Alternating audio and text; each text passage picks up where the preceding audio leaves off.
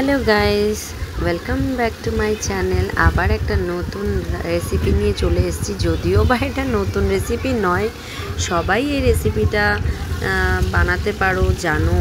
তা যাই হোক, ইলিশ মাছের এই রেসিপিটা আমি ভিডিও করেছিলাম অনেক দিন আগে, আর আমি ছাড়ছি এতদিন পর। ইলিশ মাছটাকে আমি দুভাগে ভাগ করে নিয়ে না দুরকমভাবে বানাচ্ছি।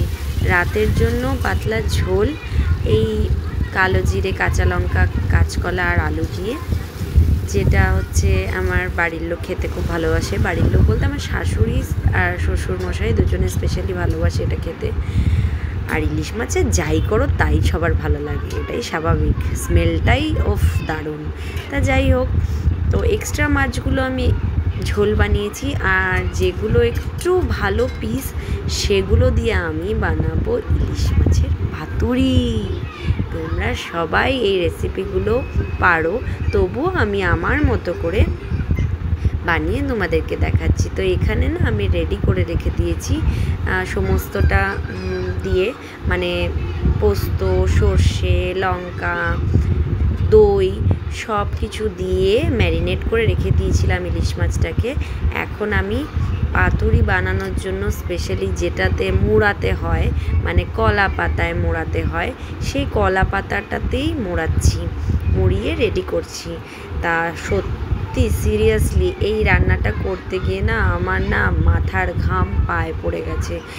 স্পেশালি এই পাতুরির মানে এই প্রিপারেশনটা, এই যে কলা পাতায় সব প্যাকিং করা ইলিশ মাছগুলোকে উইথ গ্রেভি, এটা কিন্তু ভীষণ টাফ একটা কাজ, আর প্রপারলি না হলে পরে খুলে যাওয়ার চান্সেস থাকে। তো যারা তোমরা বলো না তোমরা হাউসওয়াইফরা কী বা করতে জানো, ওই তো সামান্য একটু রান্না করো। হ্যাঁ, আমরা রান্না করি, তবে এই রান্নার পেছনে কিন্তু আমাদের প্রচুর পরিমাণে এফর্টস থাকে, ভালোবাসা থাকে, ইমোশনস থাকে। দিনের শেষে যাতে বাড়ির লোকেরা খেয়ে বলতে পারে আহ কি দারুণ খেলাম।